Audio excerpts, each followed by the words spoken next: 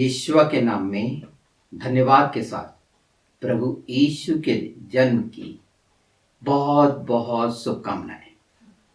जैसा हम जानते हैं, प्रभु यीशु का जन्म आनंद का सुसमाचार सबके लिए जगत में ज्योति आई, अर्थात व्यवस्था पूरी करने के लिए अनुग्रह आया कि मनुष्य उद्धार पाए, बहुतायत का जीवन पाए, अनंत जीवन पाए।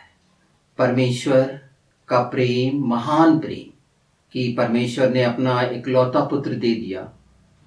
जिन्होंने उसे ग्रहण किया उन्हें अधिकारी और वारिस ठहराया। यह इसलिए हुआ क्योंकि पाप ने मृत्यु को जन्म दे दिया था और इसीलिए मनुष्य आज्ञाकारिता से वंचित हो गया, जीवन से वंचित हो गया। प्रभु यीशु का जन्म मनुष्य को जीवन देने के लिए, जीवन पर राज्य करने के लिए हुआ। प्रभु यीशु का जन्म क्रूस की मृत्यु के लिए। क्रूस की मृत्यु क्यों?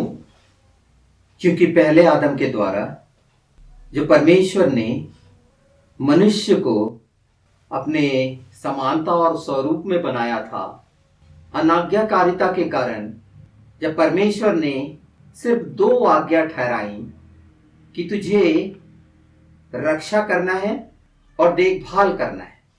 हम सब जानते हैं कि आदम और हवा को अदन के बगीचे में रखा गया था, अर्थात स्वर्ग में रखा गया था। पर दुष्ट ने, शैतान ने बहकाकर मनुष्य के जीवन में मृत्यु ले आया और मृत्यु आई अनाज्ञाकारिता के कारण। और इस मृत्यु पर विजय के लिए परमेश्वर ने योजना बनाई, उसकी पहले से निश्चित योजना जो क्रूस की मृत्यु तक पहुंचती थी। तो क्रूस की मृत्यु उस पाप से छुटकारे के लिए जो मनुष्य से संभव नहीं था, जो परमेश्वर ने ठहराई थी अपनी व्यवस्था उसने अपने निज कौम इज़राइल को दी कि मनुष्य बच जाए। परमेश्वर की व्यवस्था, जिसे दीवारिम कहते हैं, नियम और विधि मनुष्य से पूरा नहीं कर सकता था, मनुष्य से संभव ही नहीं थी, उस पर वो विजय नहीं पा सकता था। हर साल बलिदानों की आवश्यकता बनती थी। पाप से मनुष्य असफल हो गया था। अंधकार ने, दुष्टता ने इंसान को अपनी लालसा में, अपनी अभिलाषाओं में जो शरीर की है, इतना उलझा दिया था। उस सब का विवरण हम पवित्र शास्त्र में देखते हैं और इसीलिए जन्म हुआ। परमेश्वर मनुष्य बनकर आकर क्रूस की मृत्यु सहकर विजयी हुआ। दुष्टता पर, अंधकार पर, बुराइयों पर वो सब बात प्रकट हुई। तो अगर हम सच में जाने तो प्रभु यीशु का जन्म पहले आदम के द्वारा लाए गए पाप के कारण जीवन देने के लिए प्रभु यीशु का जन्म हुआ। मृत्यु को हराने के लिए यीशु का जन्म हुआ। परमेश्वर का जन्म हुआ, वचन का जन्म हुआ। शुरू से जब हम जन्म की बात करते हैं तो सृष्टि का जन्म हुआ। पिता ने बोला और जीवित सृष्टि बन गई, जीवन आया। पर मृत्यु ने सब जगह अंधकार फैला दिया जो आज हम देखते हैं। पर इस पर प्रभु यीशु जीवित हो चुका है। प्रभु यीशु का जन्म लेना, वचन का जन्म लेना, जो वचन को ग्रहण करता है, यीशु को ग्रहण करता है, अपने जीवन में जन्म ले लेता है। आमीन। क्योंकि मृत्यु, मरा हुआ जीवन, बुराइयां, ये सब मनुष्य से छूटती नहीं है और इसके लिए अनुग्रह होना आवश्यक था। और प्रभु यीशु अनुग्रह के कारण देहधारी हुआ, हम यूहन्ना रचित सुसमाचार में देखते हैं। इन बातों को और अच्छे से समझने के लिए मार्ग, सत्य और जीवन को समझना जरूरी है। क्या सचमुच हम मार्ग समझ रहे हैं? क्या सचमुच हम सत्य समझ रहे हैं? क्या सचमुच हम जीवन समझ रहे हैं? आगे बढ़ने से पहले हम मार्ग से शुरू करते हैं। जो इसके पहले मैं कह रहा था कि मार्ग, सत्य और जीवन मैं ही हूं, यीशु ने कहा, इसको हम ज्यादा अच्छे से समझें कि मार्ग क्या है, जो शरीर का है, संसार का है, आत्मा का, सत्य क्या है, असत्य क्या है, जीवन क्या है, इन बातों को जाने। क्योंकि शरीर और आत्मा, मार्ग के लिए शरीर दोषी है, आत्मा ही उस मार्ग पर हमें पहुंचा सकती है। सत्य प्रभु यीशु ने प्रकट किया, वचन सत्य है, हमेशा प्रमाणित हुआ है, और जिसके जीवन में सत्य है उसी के जीवन में जीवन है। जिसके जीवन में असत्य है उसके जीवन में मृत्यु है, अंधकार है। हम जांच सकते हैं अपने आप को, हम कैसा जीवन जी रहे हैं। यीशु ने कहा, तुम अपने आप को ऊपर ऊपर मांसते हो, अपना भीतर का दान कर दो। कठिन नहीं है, मनुष्य ने कठिन बनाया है। हम इस बात को समझें, अच्छी रीति से उसे ग्रहण करें जो यीशु ने कहा है। मैं बार बार कह रहा हूं, जो प्रभु यीशु ने कहा है उससे ही ग्रहण करें, क्योंकि वही सत्य है, वही मार्ग है, वो ही जीवन है। और ये सिर्फ इसीलिए मिला कि व्यवस्था पूरी हो। और व्यवस्था दी गई थी इज़राइल को, इज़राइलियों को, और वो कहलाती है मूसा की व्यवस्था, जो पिता ने ठहराया था कि इससे उद्धार हो जाएगा। पर ऐसा नहीं हो सका। इसके पहले भी मैंने बताया, उत्पत्ति से लेकर व्यवस्था, विवरण, लैव व्यवस्था, गिनती, ये सब पांचों किताबें जो ठहराई गई हैं, इनमें वादे हैं, इनमें वो सब बातें पहले से भविष्यवाणियां हैं कि मनुष्य को व्यवस्था से पाप की पहचान हो, और मनुष्य व्यवस्था अर्थात शरीर से छुटकारा नहीं पा सकता। जो मैं मार्ग में कह रहा था कि शरीर के मार्ग से मनुष्य छुटकारा नहीं पा सकता, और इसीलिए आत्मा का जन्म जरूर हुआ। आत्मा का जन्म अर्थात आत्मा ने शरीर धारण करा, और यह जन्म प्रभु यीशु के नाम से जाना जाता है, जो अनुग्रह से हुआ, अनुग्रह ही ठहराया गया। व्यवस्था जो नहीं कर सकी, अनुग्रह उसके लिए, परमेश्वर की सामर्थ के लिए, हर बात के छुटकारे के लिए पर्याप्त है। इसलिए कहा गया, मेरा अनुग्रह तेरे लिए काफी है। हमें एक चीज समझना चाहिए कि इज़राइल जो उसकी निज कौम है, उनने कितना कष्ट सहा है। दोनों का हिस्सा समझें, प्रकाश अर्थात परमेश्वर की महिमा से वंचित होना, जीवन से मृत्यु की ओर चले जाना, एक मरा हुआ जीवन जीना, और एक झूठ जो अंधकार का है, जो मृत्यु का है, वो व्यवस्था के कार्य से हमको प्रकट होता है। और इसीलिए जो प्रभु यीशु में कह रहा हूं, जो जन्म लिया अपनी दुल्हन के लिए। दुल्हन समझते हैं हम, अच्छे से जानते हैं हम कि दुल्हन शब्द कितना मायने रखता है एक पुरुष के लिए और एक स्त्री के लिए। इन सब बातों को वचन देहधारी होकर पूरा करके, मनुष्य की देह में पूरा करके, क्या होता है आत्मा में चलना, असत्य क्या है, मृत्यु क्या है, जीवन क्या है, इसकी समझ हमें मिली। इसे जानना चाहिए। अब हम दुल्हन के बारे में समझने की कोशिश करते हैं कि दुल्हन क्या है। हां, दुल्हन क्या है, दुल्हन कैसी होनी चाहिए।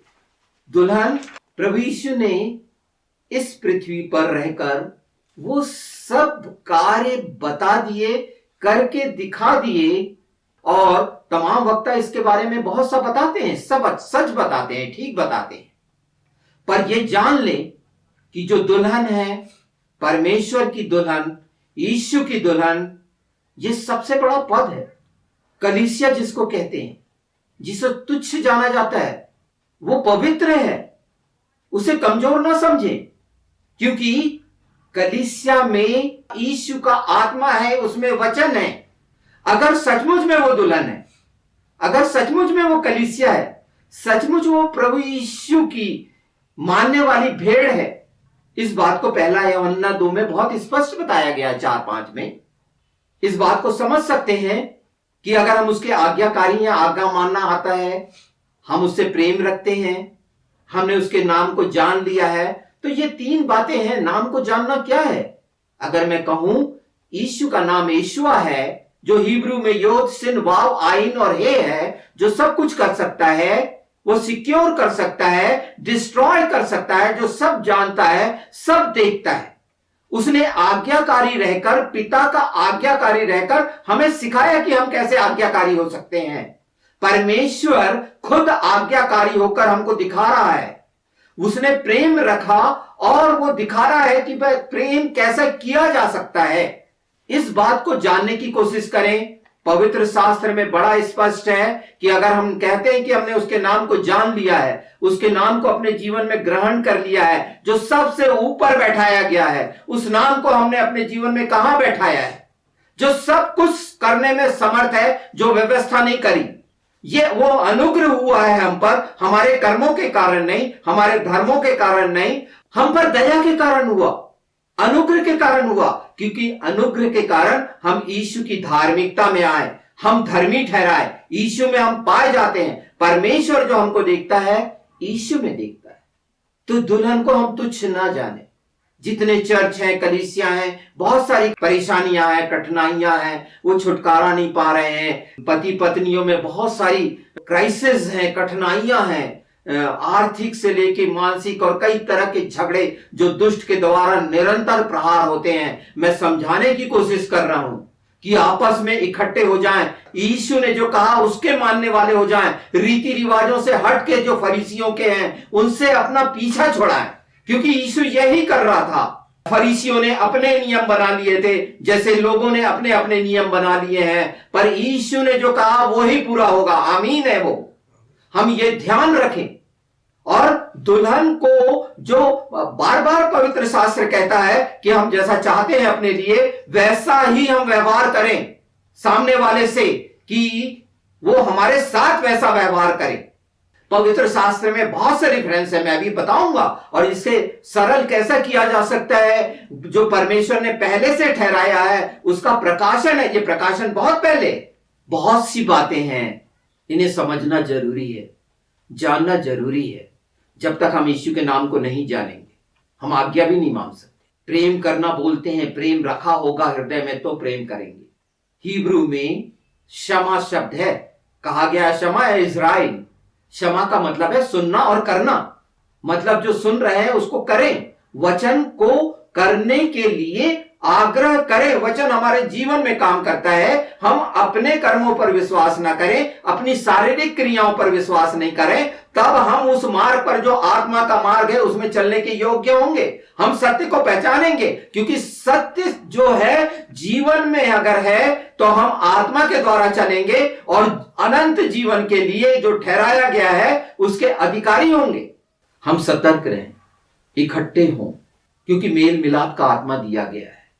किसी को दोषी न ठहराएं, बल्कि अपनी प्रार्थनाओं में संभालें एक दूसरे को, क्योंकि सब पर दुष्ट का प्रहार है किसी न किसी तरह से। कोई बीमार पड़ा है, कोई मानसिक परेशानी में है, कोई किसी तरह की परेशानी में है। इस बात को क्यों नहीं समझ रहे?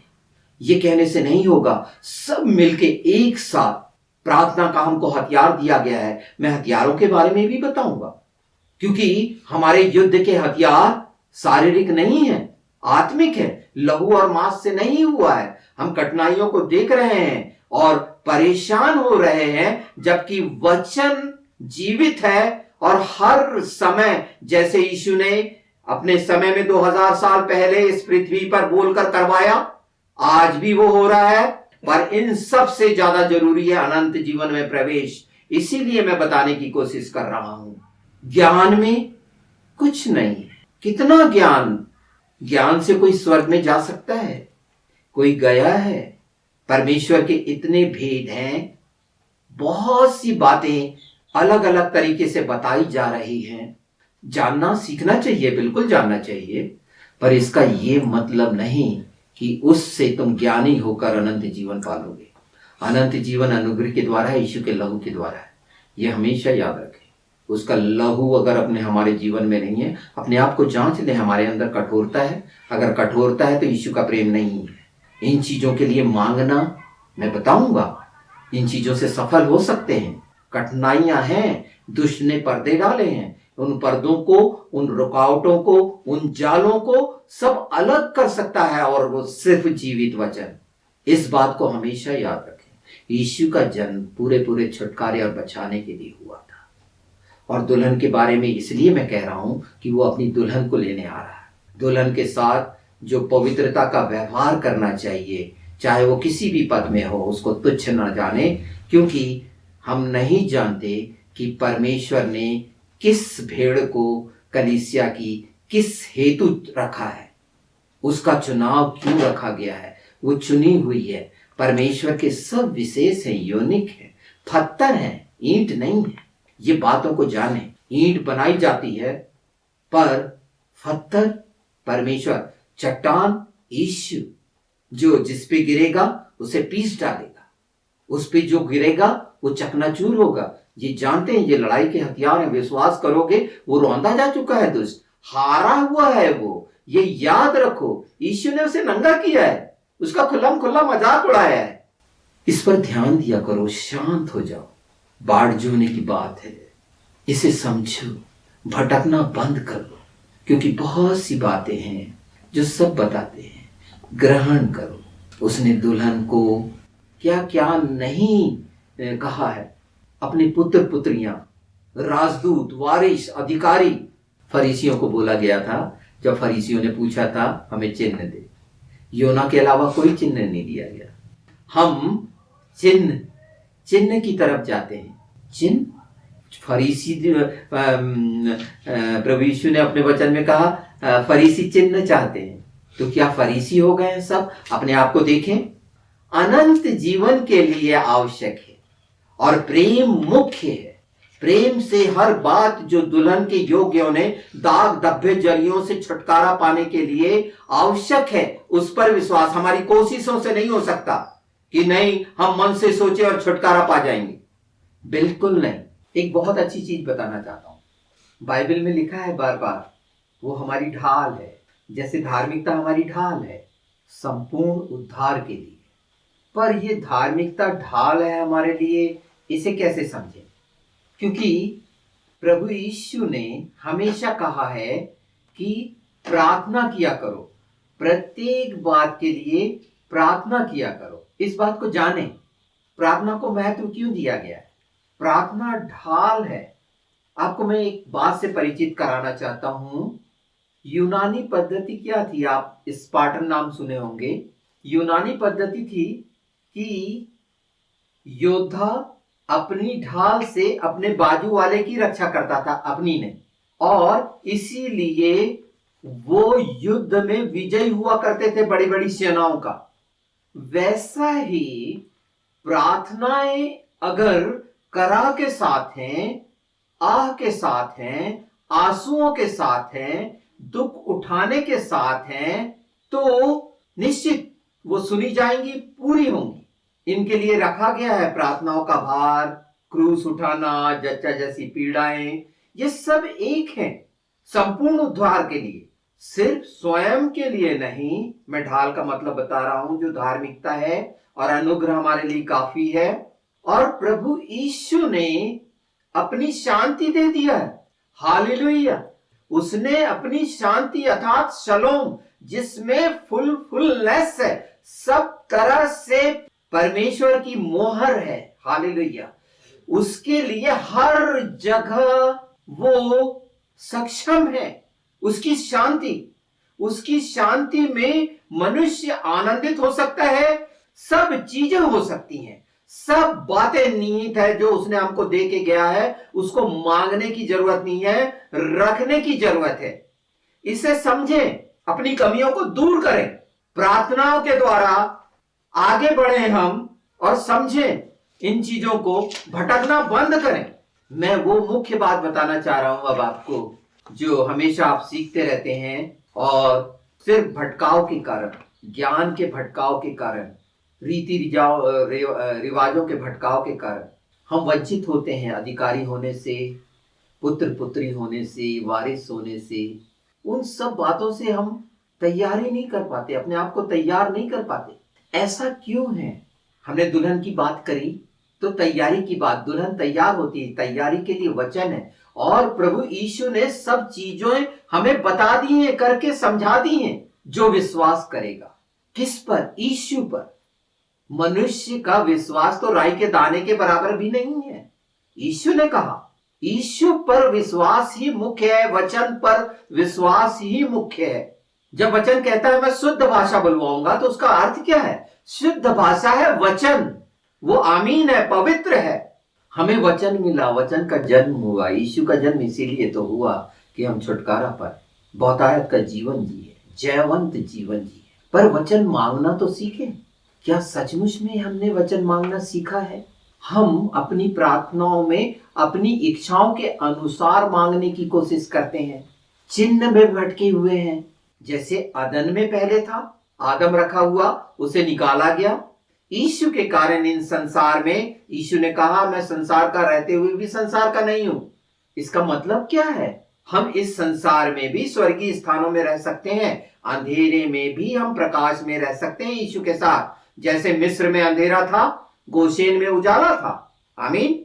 इस बात को जाने, ये भेद है इस बात के कि इस पृथ्वी पर शरीर में रहते हुए तुम प्रकाश में नहीं रह सकते, आत्मा में रहते हुए इसी पृथ्वी पर तुम स्वर्गीय स्थानों में रह सकते हो, वचन के द्वारा, यीशु के नाम के द्वारा। क्योंकि वो सब है, उसे रखा गया है, उसे ग्रहण करना है। तो वचन अपने लिए मांगना सीखे। मैं दो चार आपके सामने उदाहरण रखता हूं। ज्ञान में भटकना बंद करें, चिन्हों को देखना बंद करें। चिन्हों को जो देखेगा वो इसी पृथ्वी पर रह जाएगा। यीशु की दुल्हन चिन्ह की मोहताज नहीं है। बिल्कुल चिन्हों को देखें, पर उसकी गुलामी में मत पड़ो कि क्या है तो हम उठाए जाने हैं। वो इस संसार में रहने वाले चिन्हों की चिंता करें, वो देखें। हमें तो यीशु के साथ रहना है। आदम को अदन में रखा गया था, हवा को अदन में रखा गया था, निकाला गया, अदन में रखा गया था, है ना? आज भी हम अदन में रह सकते हैं। अदन अर्थात उसके साथ रह सकते हैं। उसके साथ ही रहना तो अदन में रहना है। अदन क्या है? स्वर्गीय स्थानों में रहना। दुल्हन वहीं तो रहना है, और वो यही तो चाहता है। पर इसके लिए, अनंत जीवन के लिए आवश्यक है कि हम भटकना बंद करें। जैसे अपनी बुराइयां दूर करना है अपने जीवन से, तो क्या कहा गया है लूका 17:5-6 में? बुराइयों को दूर करने के लिए कहा गया है क्या? नहीं, पर छिपा हुआ तो वही है कि हम बुराई कैसे दूर कर सकते हैं। अगर लूका 17:5-6 देखे तो सहतूत के पेड़ के बारे में कहा गया है कि तुम उससे कहोगे तो वो जड़ से उखड़कर समुद्र में जा पड़ेगा, जा लगेगा। इसे समझ रहे हैं? यहाँ प्रभु यीशु बता रहे हैं कि तमाम अपनी बुराइयों की जड़, कोई भी बुराई हो सकती है, वो बुराइयों की जड़ को अपने जीवन से उखाड़ कर यीशु के नाम में, क्योंकि यीशु ने कहा तुम्हारा राई के दाने के बराबर भी विश्वास नहीं है, पर विश्वास योग्य यीशु है। तुम्हारे जीवन से निकल के वो हर बुराइयां, यीशु ने अपनी प्रार्थनाओं में आखिरी में यही कहा था, बुराइयों को दूर करने के लिए प्रभु यीशु ने जो प्रार्थना सिखाई थी, तो तमाम बुराइयां जो कोड़ हैं अपने जीवन से इनका पीछा छुड़ा ले, तमाम बुराइयों से जिसके बारे में मांगते रहते हैं, अपने आप कहें, क्योंकि यीशु ने कहा है, यही कहना है कि बुराइयों की जड़ मेरे जीवन से उखड़कर समुद्र में, वो आग की झील में चली जाए। आमीन। मेरे को लगता है इस बात को समझे होगे, तमाम बुराइयों से छुटकारा पा सकते हो, क्योंकि ये यीशु ने कहा है, वचन कह रहा है। उसी तरह दूसरा बताना चाहता हूं, पहाड़ के बारे में कहा कि मरकुस 11:12-23 में देखेंगे हम, तो स्पष्ट कहा है कि पहाड़ को कहो यहां से उखड़कर समुद्र में चले जाए। पहाड़ से क्या मतलब है? कठिनाइयों के पहाड़, परेशानियों के पहाड़, रोगों के पहाड़, आर्थिक पहाड़, कुछ भी कमियों के पहाड़, ये सब अपने जीवन से कहोगे यीशु के नाम में उखड़ के, क्योंकि यीशु ने कहा है, और यीशु ने ये चाहा है कि तमाम पहाड़ हमारे जीवन में जो रुकावट का कारण बने हैं, उलझाने का कारण बने हैं, हमारे जीवनों से उखड़कर उस आग की झील में चले जाएं, उस समुद्र में चले जाएं। वो हो जाएगा, वो तुम्हारी मान लेगा। ये शब्द लिखा है, अच्छे से पढ़े बाइबल। अगर हम मान लेगा मतलब वो जीवित है।